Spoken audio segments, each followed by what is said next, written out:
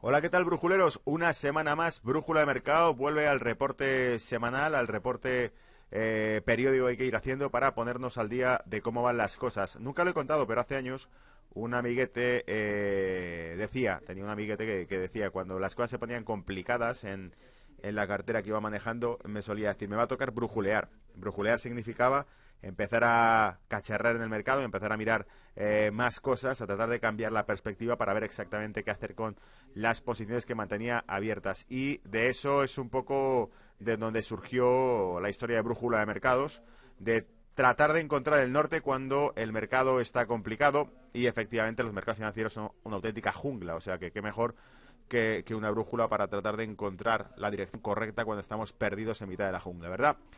Bien, esta semana en portada traigo a Donald Trump con un Twitter que publicó diciendo pronto seré llamado, me llamarán Mr. Brexit, ¿vale? Además voy a actualizaros sobre la guerra comercial, las últimas novedades y avances. Ya sabéis que se ha aplazado la fecha, aquella fecha límite que puso Donald Trump se ha aplazado y por lo pronto pues es un indicio positivo, pero vamos a analizar exactamente algunos datos macro de China y vamos a ver qué puede haber detrás. Incluso declaraciones de un diario chino sobre su interpretación de cómo evoluciona la negociación entre Estados Unidos y China a nivel comercial. También voy a comentar el anuncio de posible fusión entre Deutsche Bank y Commerzbank y cómo algunos reportes contables muestran que ni aun juntos pueden hacer sombra a otros bancos. Decía, uno de los artículos que encontré por la red hablaba de que amenazaba Wall Street la fusión de Commerzbank y Deutsche Bank. No es para nada eso, porque Deutsche Bank arrastra igual que Commerzbank, desde la crisis de 2008 Commerzbank tiene una cantidad de activos que debe reevaluar continuamente y Deutsche Bank arrastra también unos CDS, unos Credit Default Swaps que ponen en riesgo, pues bueno, el apalancamiento que tiene como banco. Así que voy a sacar unos cuantos datos para mostrar la realidad de esa fusión, para que tengáis un poquito más de información que la que nos dan los titulares de que esto es una gran fusión. Bueno, lo veremos. Y sobre todo, también de postre o para la parte final, también hablaré del Bitcoin y de las posibilidades del Bitcoin pues bueno, hay un exchange, uno de los más grandes de Estados Unidos, que se lo ha quitado en medio el Bitcoin, que ha anunciado que ya no comercializará más futuros sobre Bitcoin y creo que eso puede ser una de las señales clave de por qué esa transición monetaria puede estar produciéndose, en el sentido de que el Bitcoin, lo he dicho más de una vez, será un experimento para poder tratar de desplegar o desarrollar un sistema monetario alternativo electrónico y para eso la introducción del Bitcoin cuando el sistema monetario actual sigue funcionando. Cuando se ve que el Bitcoin ya ha sido testeado y ha funcionado es cuando se pasa a un sistema monetario electrónico 100%. Es mi teoría, creo que en esa fase estamos de testeo y cuanto más se desacredite al Bitcoin o más se desmantele ese Bitcoin, más posibilidades tiene de que funcione. No os olvidéis que la naturaleza misma del Bitcoin o de la criptomoneda no es estar negociada a través de un futuro, sino es ser de por sí una alternativa al dinero de papel, ¿vale? O digital. Y por eso no significa absolutamente nada. Pero comentaremos qué exchange es y por qué se han quitado de en medio los futuros de Bitcoin, que tanto ruido hicieron cuando salieron al mercado, ¿vale? Bien, empezamos y saco, bueno, por supuesto, si no estás suscrito a este canal, te invito a que te suscribas para que te lleguen todos los reportes. Más adelante en la sección de gráfico, además, voy a sacar una invitación para que os unáis a la sesión live trading que se inicia mañana. Dejaré el enlace también para que podáis apuntaros con Swissquote y Álvaro García. Una sesión de live trading donde veremos en directo a la apertura del mercado americano, pues oportunidades de diferentes activos. Y bueno, creo que merecerá la pena, pero insisto, lo dejo en la sección de análisis gráfico. Voy con la parrilla de contenidos, el caso Brexit, un repaso real del Brexit, cronológico, dónde estamos, porque esto es la historia interminable, es el Brexit, y una especulación continua con auténticas chorradas, porque la libra sigue fortaleciéndose y sigue descontando que, bueno, estamos muy lejos de aquellos sustos donde la libra se tumbó a 30 años, a mínimos de 30 años tras la votación del referéndum. No ha cambiado nada. La libra se ha recuperado bastante y, sin embargo, siguen con esos miedos, ¿vale? El Parlamento británico impide a Theresa May presentar más su plan. Veremos esto también. Trump apoya abiertamente el Brexit. Citi hace un mapa de escenarios del Brexit. Así que lo he sacado, me parece interesante y lo he publicado en este reporte para que lo tengas tú en casa. La violencia se reaviva en París Los chalecos amarillos vuelven a aparecer en las calles cuando se creía que estaba descendiendo el nivel de las protestas contra el gobierno de Macron, segundo pilar de la Unión Europea, Francia, y vuelve a verse acorralada con esas protestas tan violentas que han arrasado las calles con una pintada, que comentaré luego, una pintada haciendo alusión a Sarkozy en uno de los restaurantes más caros de París. El Deutsche Bank y el Commerzbank no dan miedo, vamos a explicar por qué, el valor contable de los libros de estos bancos. El BTC se desapalanca, fin de los futuros en Bitcoin y novedades de la Trade War. Esto es todo, ¿vale? Venga, caso Brexit, empiezo. El pasado jueves el Parlamento aprobó solicitud de aplazamiento, no se especificó por cuánto tiempo se aplazaría y el gobierno británico desea un aplazamiento corto, hasta el 30 de junio. El gobierno británico deberá dar motivos a la Unión Europea para dicho aplazamiento. Ha insistido, con esto ha insistido la Unión Europea. La Unión Europea ha dicho, vale, se aplaza, pero ¿por qué motivo habría que aplazarlo? Lo más probable es que finalmente se anuncie un retraso en la ejecución final del Brexit. La Unión Europea podría presionar hasta que finalmente se haga un retraso de hasta 2 años. Es decir, lo ideal para el gobierno británico sería ganar tiempo, un balón de oxígeno, pero que no se demore mucho.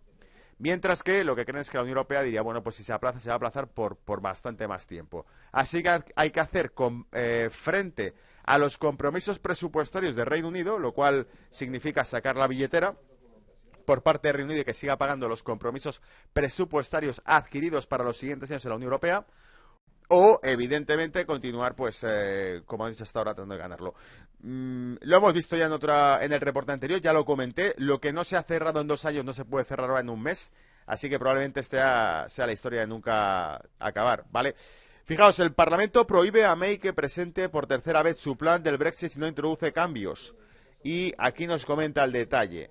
Varios diputados habrían exigido un pronunciamiento a Bercom ante la estrategia ensayada para el gobierno de May de someter a constantes votaciones su acuerdo de salida con la Unión Europea con la esperanza de acabar doblegando voluntades y sacar el texto adelante.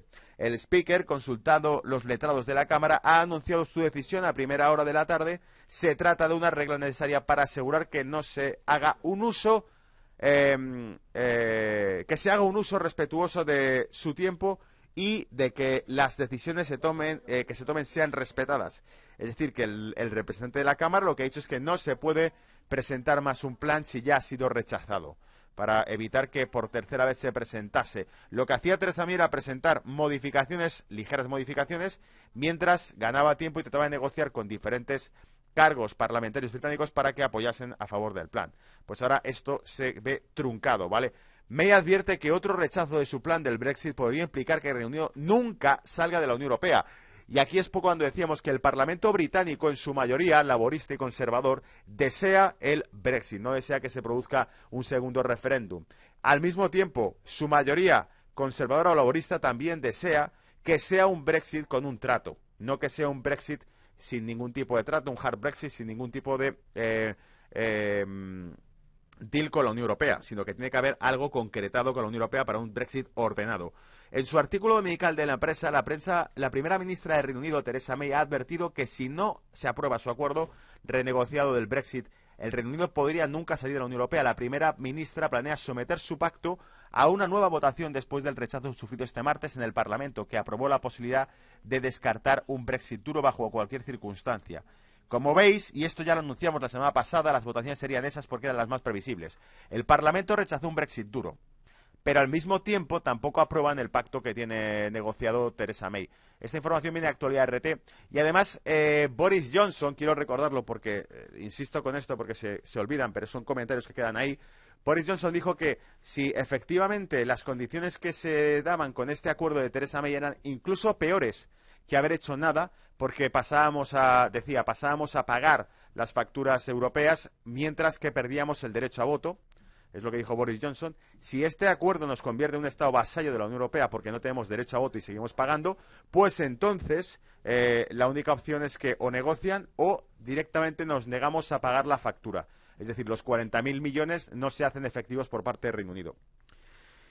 Y aquí aparece el señor Trump. Trump apoya abiertamente el Brexit. ¿Por qué? Dice, el presidente de Estados Unidos, Donald Trump, ha asegurado que apoya la plasmación de un acuerdo comercial a gran escala con el Reino Unido. Es un mensaje publicado en Twitter, como no podría ser de otra manera. El mandatario estadounidense ha afirmado que su administración espera negociar con Londres, subrayando que el potencial es ilimitado. En febrero, Trump aseguró que los vínculos comerciales con el Reino Unido se habían fortalecido y aumentarían muy sustancialmente después del Brexit. Y ahí tenéis el Twitter que publicó Donald Trump al respecto, como también el Twitter que os ponía en portada que Donald Trump publicó, diciendo, muy pronto me llamarán el señor Brexit. Aquí está el árbol de decisión que ha publicado Citibank sobre cuál podría ser el escenario del Brexit. Y como veis, dice la votación del 19 de marzo, si todo saliese correcto, si todo saliese aprobado, sería directamente mandarlo a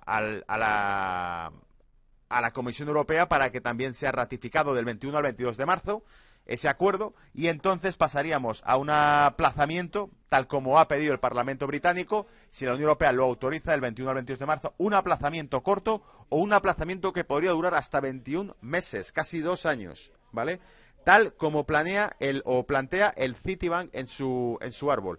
Tendríamos 19 de marzo, se pasa la bola, 21 a 22 de marzo, la Comisión o el Parlamento Europeo aprueban o no ese aplazamiento, de aprobarlo, un corto aplazamiento o un largo aplazamiento del artículo 50.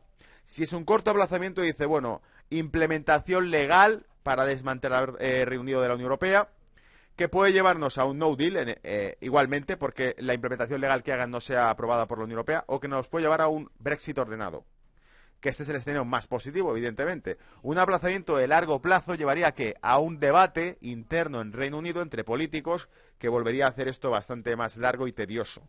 ¿Por qué? Porque podría de nuevo estancarlo en un no deal, no hay acuerdos, o en meaningful vote, un voto significativo que especifique algo en concreto, por lo cual también podría llevarte a un Brexit ordenado, pero tardando bastante más. Por eso lo llama el soft Brexit. La aprobación directamente, si conseguimos un aplazamiento de corto plazo del artículo 50, un aplazamiento de largo plazo, debates internos en Reino Unido que acabarían llevándote a un acuerdo, o a un no deal. ¿Vale? La tercera opción, quizá en ese interim de esos plazos de 12 a 21 meses, y para mí este es el comodín de la Unión Europea, unas elecciones en Reino Unido que se produjesen durante ese periodo y que pudiesen cambiar el guión del Brexit. Por lo tanto, la Unión Europea puede especular con que si se da un aplazamiento, sea un aplazamiento de largo plazo, para que durante ese plazo se puedan producir unas elecciones generales en Reino Unido y así quizá negociar con otros partidos políticos que puedan cambiar el guión y hacer un segundo referéndum. Cosa que a día de hoy yo creo que se descarta. ¿Vale? Y con eso me salto ya a París. Dejamos el Reino Unido y el Brexit y vamos a París. Noticia de Bloomberg. Y te dice, Paris violence returns as yellow vest protest for the 18th weekend. 18 semanas consecutivas protestando. Y te dice, comenzaron a manifestarse en todo París a finales de noviembre. Las protestas fueron provocadas inicialmente por un aumento planificado de los impuestos a la gasolina. Pero el movimiento se ha transformado en una mezcla de demandas, desde la cancelación de un límite de velocidad más bajo en las carreteras secundarias hasta la renuncia del presidente Emmanuel Macron. El primer ministro Edouard Philippe describió la situación como extremadamente tensa e inaceptable. Los actos cometidos hoy no son causados por manifestantes, sino por saqueadores, individuos incendiarios y criminales. Ninguna causa puede justificar tal violencia. El movimiento parecía haber perdido fuerza en las últimas semanas en medio de la iniciativa de debate nacional lanzada por el gobierno de Macron, que permitió a las personas y a los partidos de la oposición expresar su descontento al presentar propuestas políticas para cambiar el status quo. Ese debate nacional llegó a su fin el viernes y vuelta a empezar todo, ¿vale? Castaner insistió a las fuerzas policiales a dar una respuesta firme a la violencia y un total de 121 personas fueron arrestadas el sábado. Fouquet fue destrozado con un graffiti diciendo este es el restaurante de lujo que os decía. Sarko rompió todo, una referencia al expresidente Nicolas Sarkozy, quien celebró su victoria presidencial de 2007 en el restaurante de lujo. Según el ministro de Interior, hace una semana las protestas habían descendido a 7.000 manifestantes, pero este fin de semana superaron los 14.000 de nuevo. Es decir, que se volvió a duplicar el número de manifestantes, y eso son cifras del Ministerio de Interior, que generalmente, históricamente, suele dar una cifra bastante sesgada de las cifras que realmente se producen en las calles. Bueno, imagino que lo habéis visto. Según los convocantes, 100.000 personas. Según las autoridades, 10.000 personas, ¿vale? Así que imagínate cuál será el número real.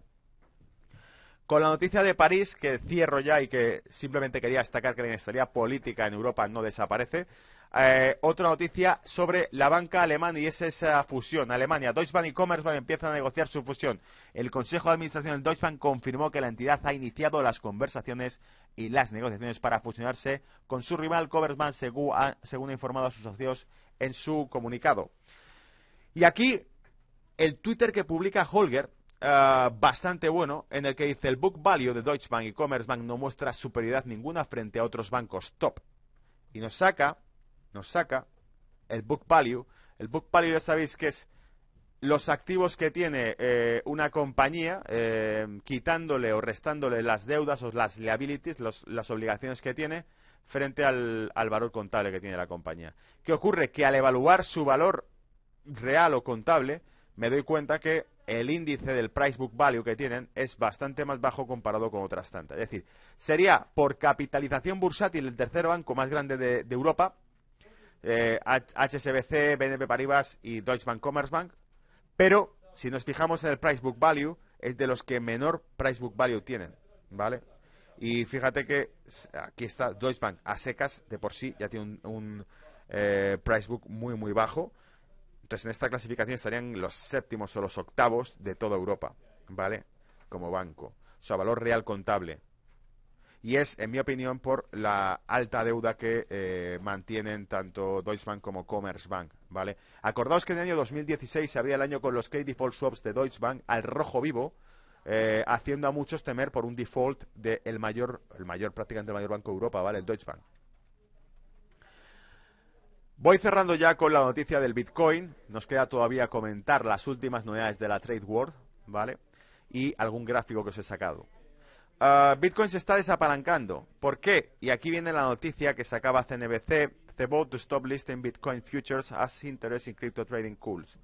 Dice: el principal exchange de Estados Unidos, que ha allanado el camino para los futuros del Bitcoin, ha cambiado de opinión, decidido a dejar de agregar nuevos futuros de Bitcoin.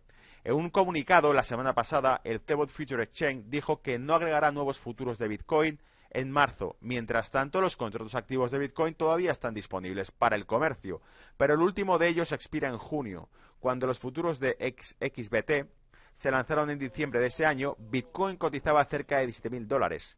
No mucho después se disparó a $20.000. Los precios se han desplomado en un 80% desde entonces. Cboe no fue el único exchange que trató de capitalizar el frenesí de Bitcoin. Su rival en Chicago, CME Group, debutó con sus propios contratos de Bitcoin liquidados en efectivo, también denominados en dólares estadounidenses, y no ha anunciado ningún cambio. La versión CME ha visto históricamente más volumen comercial. El volumen prometido de 30 días de los Bitcoins de CME es 4 veces mayor que el de Cboe. Cuando se presentaron, los futuros ofrecían a los inversores una forma de comprar y vender criptomonedas en un mercado regulado. Quienes los apoyaron dijeron que sería una forma de llegar a los inversores institucionales al mercado de Bitcoin. Ha habido poca evidencia de que eso suceda en forma de derivados criptográficos. Aquí viene la reflexión lanzada sobre esta noticia. Uno de los más grandes, Chicago, uno de los exchanges de Chicago, de los más grandes negociadores de futuros, se retira del futuro del Bitcoin. Queda CME, otro gigante de futuros, que sigue emitiéndolos. Pero en cualquier caso, la filosofía de la criptomoneda no era estar negociada bajo un derivado, que es un caballo de Troya dentro de la propia naturaleza de las criptomonedas. Y los que me escucháis y os gusta las criptos sabéis que esto es una evidencia. Utilizar derivados financieros emitidos sobre dólares, como son estos contratos, son un caballo de Troya dentro de la naturaleza del crypto exchange, ¿vale? Por lo tanto, eso no vulnera o no daña la naturaleza del propio Bitcoin. Sigue estando activo, pero sí es interesante ver que se desmantela. Si se desmantela el Bitcoin, quizá entonces lo que estamos viendo es como se van dando cada vez más pasos para quitarlo de la escena. Y si se dan más pasos para quitarlo de la escena, amigos, es cuando empieza a resultar atractivo. Porque recordad que hay una leyenda que dice en bolsa, compra con el rumor y vende con la noticia, ¿vale? Para cuando el Bitcoin es famoso, no es atractivo porque se lo están colocando a todos, al rebaño, ¿vale? Se lo están colocando. Para cuando el Bitcoin deja de ser famoso y el rebaño se deshace de él, es cuando los fuertes o los inteligentes o los estrategas están acumulando. En bolsa se llaman fases de acumulación y distribución. Ahora estamos en la fase de distribución de Bitcoin, ¿vale? Si fuese así. Y traigo un gráfico donde podemos ver el Bitcoin, por eso sigo pensando que no ha caído del todo, es decir, que volveremos a ver, y por eso se lo están quitando de en medio. Puede que volvamos a ver el Bitcoin en 2900, incluso en 1900. Tenemos un gráfico algorítmico, el que tenemos aquí, a escala algorítmica, para que veamos que realmente no es nada la caída que ha tenido el Bitcoin desde un punto de vista algorítmico, ¿vale? Hay que entender realmente las proporciones del precio. Y ahí podemos ver que efectivamente yo creo que veremos un Bitcoin en 2900, incluso quizá en 1900. Y esas zonas sí serán zonas de compra o de potencial compra, ¿vale? Mientras tanto, el dólar, el DXY, el índice dólar, sigue dando caña, sigue subiendo, sigue fortaleciéndose. Ahora estamos viendo durante esta semana una corrección en el dólar. Pero hasta que no descartemos que el dólar pincha, no podemos quitarnos aquí. Estamos en una tendencia alcista dentro del dólar. Vela semanal, creo y sigo pensando que tratará de atacar el máximo del canal que formó desde 2015, lo cual llevaría el dólar de nuevo a máximos recientes de los últimos años. Y ahí el Bitcoin no va a prosperar. El Bitcoin prosperará cuando el dólar meta una corrección fuerte, no ahora, ¿vale? Y en este caso, lo que sí tiene sentido es que cualquier anuncio que se produzca de un posible acuerdo que muy pronto quizá ya esté cocinado a fuego lento, comercial entre China y Estados Unidos, cualquier cambio en la estructura de la balanza comercial de Estados Unidos o incluso los posibles cambios que se hagan en recorte de gasto público americano podrán traer un nuevo repunte fuerte del dólar porque significarán fortaleza de la mayor economía del mundo, ¿vale? Y paso ya a la Trade War para daros los últimos coletazos, las últimas pinceladas de lo que está pasando con esto. Y para eso traigo un diario, en este caso titular de Al Jazeera, China-US Trade War. New Chinese Law seeks to address concerns. La legislación china empieza a focalizarse en las preocupaciones sobre el acuerdo comercial chino, es decir, empiezan a trabajar ya por el acuerdo comercial de China. Y en este caso, fíjate, dice, la desaceleración económica de China y la guerra comercial en curso con Estados Unidos encabezaron la agenda de los legisladores chinos que se reunieron en Beijing. Apoyaron una ley de inversión extranjera en el Parlamento chino para apaciguar las preocupaciones de los socios comerciales en Washington y en otros lugares. Esto quiere decir que China empieza ya a ceder, empieza ya a negociar y empieza ya a capitular, a hacer una legislación que tenga en cuenta los intereses norteamericanos. Cuando hablan de socios comerciales se refieren a Estados Unidos, evidentemente en Washington, ¿vale? Y sigo con el South China Morning Post, el diario chino, y dice: China and US make concern progress on trade deal text. Tendremos noticias sobre China. Probablemente de una u otra forma lo sabremos en las próximas 3 o 4 semanas, dijo Donald Trump durante una recepción en el Día de San Patricio. Dijo que China había sido muy responsable y muy razonable. Será algo de lo que la gente hablará durante mucho tiempo, dijo Trump. Los detalles de un posible acuerdo para poner fin a la disputa aún no se han finalizado. Con un mecanismo de aplicación y una reforma de las empresas estatales de China entre las principales dificultades. Mnuchin, el secretario del Tesoro americano, dijo después de una audiencia del Comité de Finanzas del Senado de Estados Unidos el jueves que ambas partes estaban trabajando de buena fe para tratar de llegar a un acuerdo lo más rápido posible. CNBC informó el jueves de que los negociadores chinos habían sugerido combinar una visita de Estado del presidente Xi Jinping de China a los Estados Unidos. La visita de Estado a Estados Unidos corresponderá a la visita de Trump o será la contrapartida a la visita que hizo Trump a Pekín en 2007, noviembre de 2017. Y finalmente, un comentario, esto sí, de un diario de trading, Market Insiders. Dice, a trade deal won't save the world's largest economies from slowing down this year. No salvará de una recesión económica a las mayores economías del mundo un acuerdo comercial. Analicemos esto porque es el lado pesimista de todo lo que acabamos de decir. Trump y Xi Jinping extienden las negociaciones hasta finales de abril. Se espera que los efectos de los aranceles sobrevivan a la guerra comercial, incluso si Estados Unidos y China llegasen a un acuerdo para poner fin a una guerra comercial que ha generado incertidumbre en los mercados financieros y en los consumidores durante el año pasado. Las economías más grandes aún se desacelerarán en los próximos meses.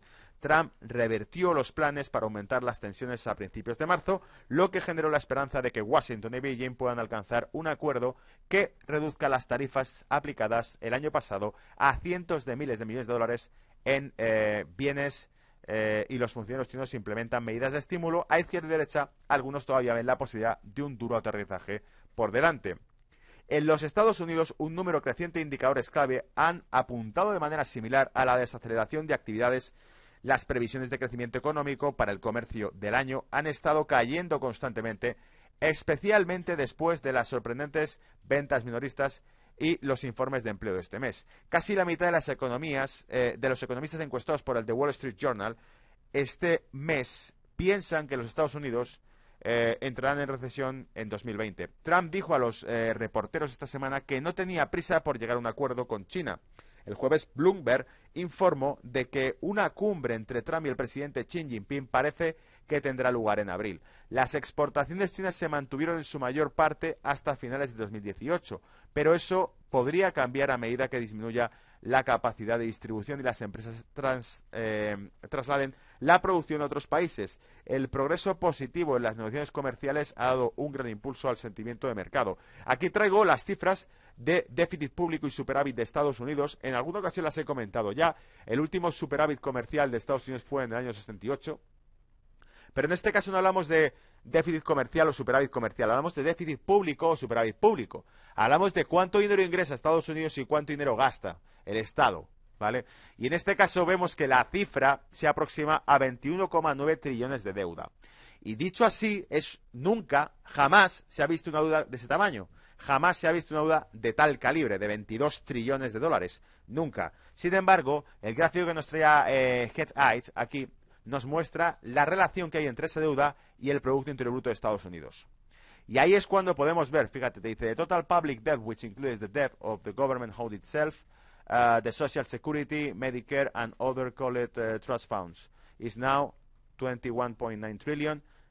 Quiere decir sencillamente que toda la deuda que el propio gobierno mantiene por sí mismo, gastos en seguridad social y cuidados médicos, entre otras cosas, asciende a casi 22 trillones de dólares. Y en la gráfica que nos da H. nos muestra cómo casualmente estamos en torno a un 10% de déficit sobre el Producto Interior Bruto de Estados Unidos, lo cual es un déficit brutal. Imagínatelo en Europa esto, ¿vale? Que se lo cuenten a la Comisión Europea, que un país europeo puede tener este déficit. Bueno, pues ahí lo tienes. Lo que pasa es que son los amos del dólar, los emisores de la moneda mundial. Por eso se lo pueden permitir. Y nos muestra que casualmente al llegar al 15% de deuda sobre el Producto Interior Bruto se produjo la Guerra Civil. Casualmente llegar al 15% se produjo la Primera Guerra Mundial. Y al llegar más allá del 25% o 30%, la Segunda Guerra Mundial. Por lo tanto, nos hace una relación clara entre los déficits de Estados Unidos y la necesidad de deuda. ¿Y eso a qué hace alusión?